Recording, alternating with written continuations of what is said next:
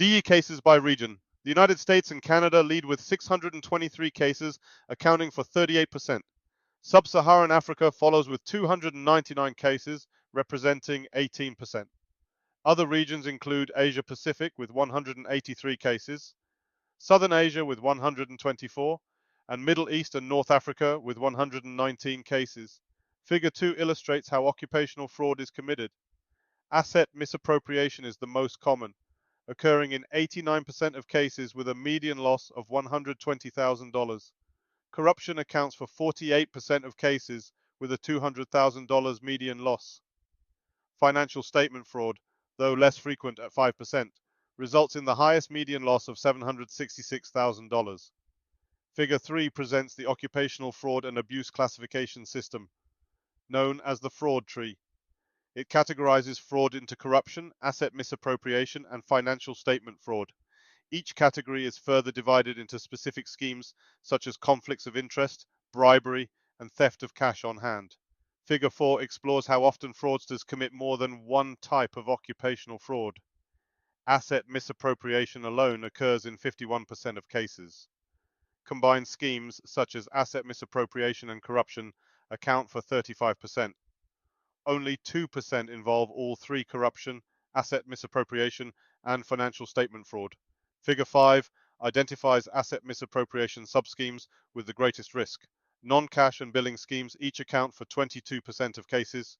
Check and payment tampering, though less frequent at 11%, results in a higher median loss of $155,000. Skimming and cash larceny are also notable risks. Figure 6 examines how corruption risk varies by region. Southern Asia has the highest risk at 74%, followed by Eastern Europe and Western Central Asia at 71%. Sub-Saharan Africa and Latin America and the Caribbean both show a 59% risk.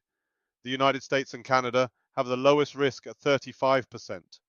Figure 7 analyzes the relationship between fraud duration and median loss. Frauds lasting less than 6 months have a median loss of $30,000. As duration increases, so does the loss with frauds over 60 months, resulting in a median loss of $875,000. Longer frauds pose a greater financial threat. Figure 8 details the duration of different occupational fraud schemes. Most schemes, including billing, check tampering, and financial statement fraud, last around 18 months. Corruption typically lasts 13 months, while cash larceny and non-cash schemes average 12 months, indicating varying detection challenges. Figure 9 highlights the typical velocity of occupational fraud schemes. Financial statement fraud leads with a median loss of $42,600 per month. Corruption follows at $15,400. The velocity varies by perpetrator, with losses increasing significantly when multiple individuals are involved. Figure 10 explores how occupational fraudsters conceal their schemes. Creating fraudulent physical documents is the most common method at 41%, followed by altering physical documents at 37%. Electronic document manipulation and withholding physical documents are also prevalent tactics used to hide fraudulent activities. Figure 11 examines the use of cryptocurrency in fraud. Conversion of misappropriated assets to cryptocurrency is the most common at 47%. Bribery or kickback payments and laundering proceeds using cryptocurrency each account for 29%. Cryptocurrency's anonymity and ease of transfer make it attractive for fraudsters. Figure 12 provides a statistical analysis of fraud schemes. Asset misappropriation is the most frequent, with 1,309 cases and a median loss of $120,000. Financial statement fraud, though less common, results in the highest median loss of $766,000. The data highlights the financial impact of various schemes. Figure 13 reveals how occupational fraud is initially detected. Tips are the most effective, accounting for 43% of detections. Internal audits and management reviews follow at 14% and 13% respectively. The data underscores the importance of whistleblower mechanisms in uncovering fraudulent activities. Figure 14 identifies who reports occupational fraud. Employees are the primary reporters responsible for 52% of cases. Customers and anonymous sources contribute 21% and 15% respectively.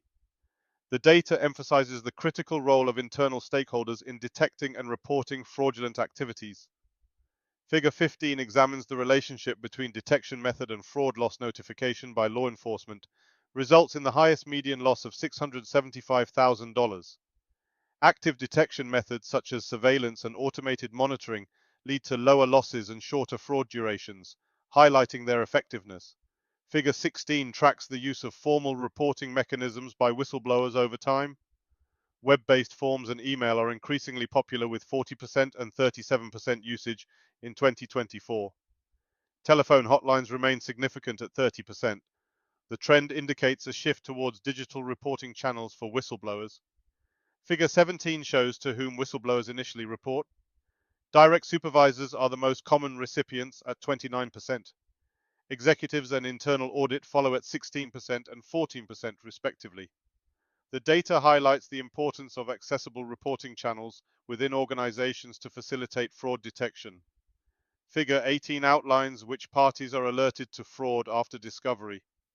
Management is informed in 63% of cases, followed by internal audit at 45%.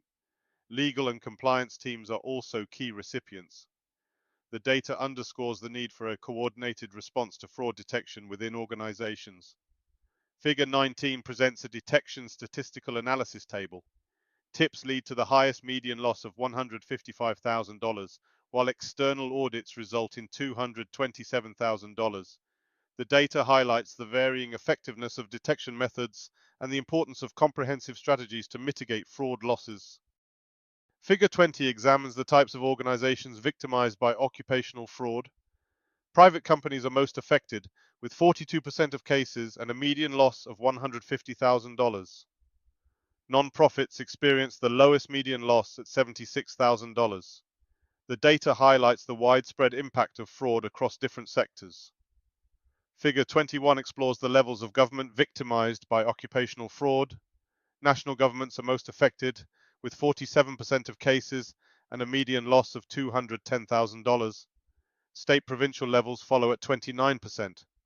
The data emphasizes the need for robust anti-fraud measures across all government levels. Figure 22 analyzes how an organization's size relates to fraud risk. Smaller organizations with fewer than 100 employees face a median loss of $141,000. Larger organizations with over 10,000 employees experience higher losses at $200,000. The data highlights the varying vulnerabilities based on size. Figure 23 examines the relationship between an organization's revenue and fraud risk. Organizations with less than $50 million in revenue face a median loss of $100,000. Those with over $1 billion experience higher losses at $199,000. The data underscores the financial impact of fraud across revenue levels. Figure 24 explores how fraud schemes vary by organization size. Corruption is more prevalent in larger organizations, affecting 52% of those with over 100 employees. Smaller organizations face higher risks from billing and non-cash schemes. The data highlights the need for tailored anti-fraud strategies. Figure 25 details how occupational fraud affects different industries. Mining experiences the highest median loss at $550,000, while arts and entertainment face the lowest at $44,000.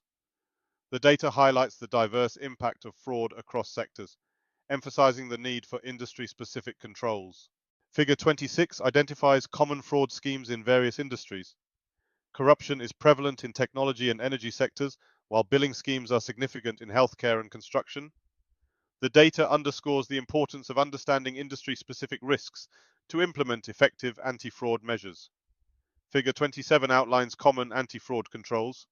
A code of conduct is the most prevalent, implemented by 85% of organizations. External audits and internal audit departments follow closely. The data highlights the widespread adoption of these controls as essential components of fraud prevention strategies. Figure 28 examines how anti-fraud controls relate to median loss. Surprise audits reduce losses by 63%, while management reviews achieve a 60% reduction.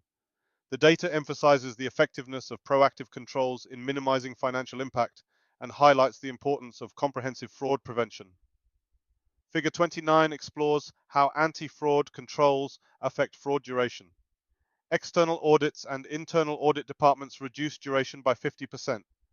The data underscores the importance of these controls in detecting fraud more quickly, thereby limiting the potential damage and enhancing organizational resilience.